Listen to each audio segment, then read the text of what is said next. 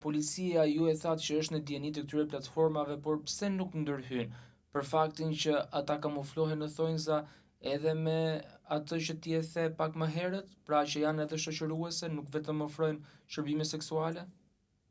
Sa i takon platformave, policia për hir të së vërtetës ka ndërhyrë. Pra, nëse flasim në këto platforma, marrja janë përgjithsisht vajza të huaja, shumë rrallë gjet shqiptare. Ne problemin në Shqipëri tek termi eskortim nuk e kemi vetëm tek vajzat e huaja, ato janë goditur nga policia, janë hetuar, kanë dalë përsëri sepse i tillë është ligji dhe kanë vazhduar shpesh përsëri aktivitetin e tyre. Përgjithsisht këto vajza që janë pjesë e këtyre platformave në një farë mënyrë bëjnë atë që unë e kam quajtur turizëm seksual, që ndrojnë një muaj deri në 3 muaj në një shtet, pastaj vazhdojnë dhe ikin në shtete të tjera, pra duke shëtitur në vendet Ballkanit, në vendet e Europës, apo edhe në vende të botës, siç mund të jetë Dubai apo vende ku ka gjetur stre edhe krimi, dhe këtu fillon dhe mbaron aktiviteti i tyre, përtej faktit që mund goditen nga policia, shpesh edhe dëbohen, pra largohen nga vendi ynë, por kjo nuk i pengon për të ushtruar aktivitetin në vende të tjera. Ndërsa sa i takon eskortimit të vajzave shqiptare dhe kosovare, sepse kemi edhe një prurje të madhe nga Kosova, është shumë e vështirë për të gjurmuar nga policia, sepse nuk kemi pra atë eskortimin rëndom, atë prostitucionin rëndom, po e konsideroj kështu, që ofrohet në këtë faqen online. Pra nuk kemi të bëjmë vetëm me shërbim intimiteti, shërbim seksual, kemi të bëjmë dhe me këtë termin në shoqërimit që hajde gjeje ti se përse është në atë tavolinë apo përse është në atë ambient, dhe hajde gjeje ti se përse ja dha ato para apo përse nuk ja dha ato para. Pra fare mirë mund të justifikohet edhe personi që e ka marrë për t'i ofruar atë lloj shërbimi. Është deri diku e pa gjurmueshme, është deri diku e pa ndalueshme. Kështu që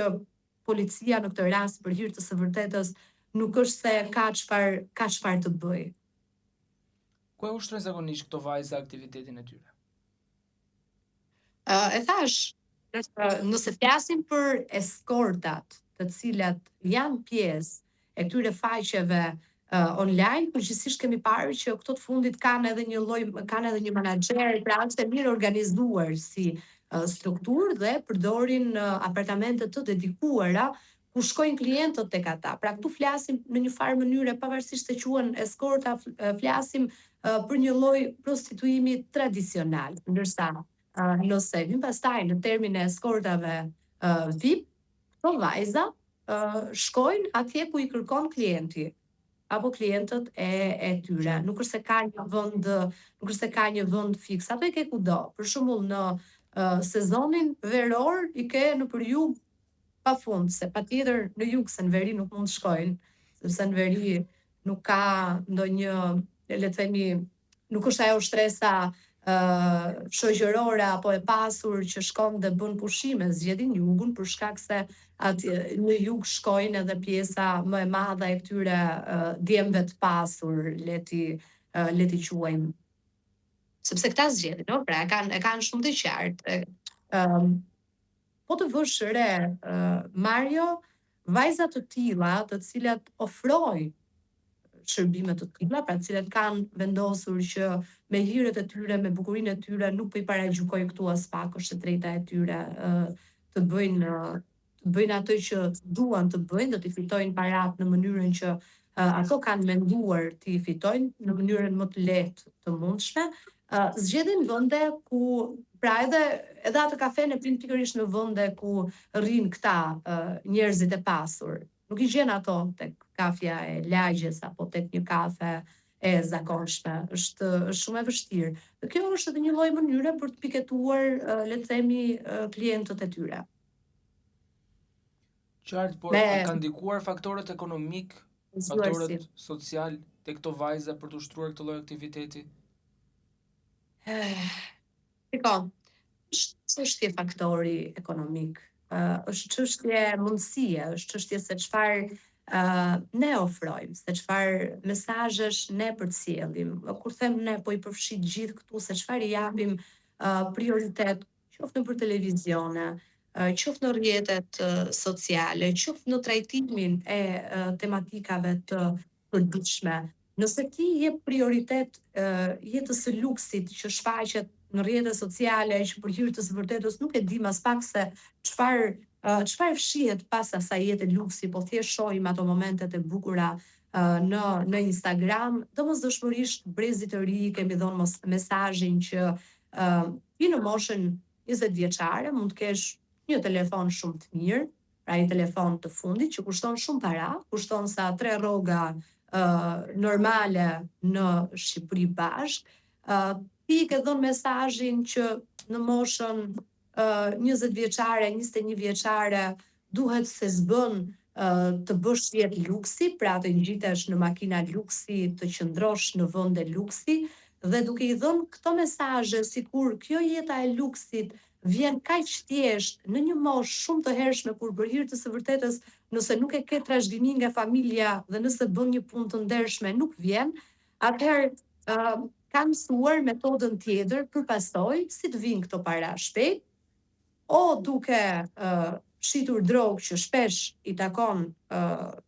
aspektit mashkull, pra burrave, djemve të rinj, të cilët për të bërë para shpejt përfshihen në aktivitet kriminal, ose këto vajza të reja për të bërë para shpejt dhe për të bërë atë jetën e luksit që shohin të përshfaqur në rrjetet sociale, që dëgjojnë tutje të hu,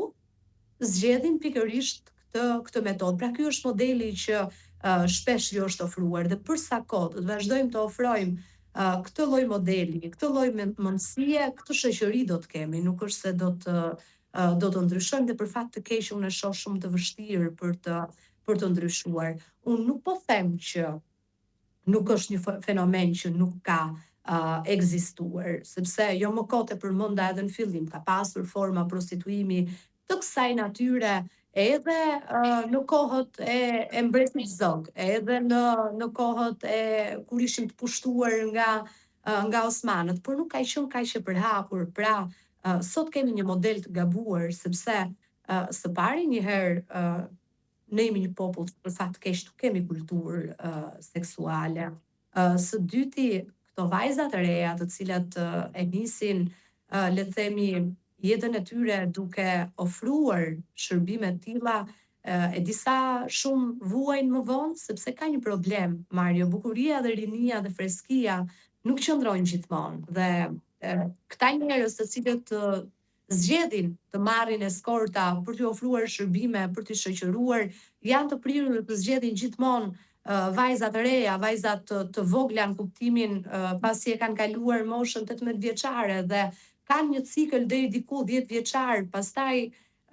fillojnë edhe hyjnë në një depresion të thellë dhe nuk e ke idenë se çfarë dëmi i shkaktojnë vetes së tyre dhe të ardhmës së tyre, pra le të themi shpirtërore dhe psikologjike. Nuk po flasim për pjesë morali e të tjera, sepse sot jemi në 2025 dhe besoj se askush nuk është se do ta kishte problem, por dëmi emocional që i shkaktojnë vetes tyre, vetbesimit të tyre, është aq i madh sa që bëhet dhe i pakompensueshëm pastaj.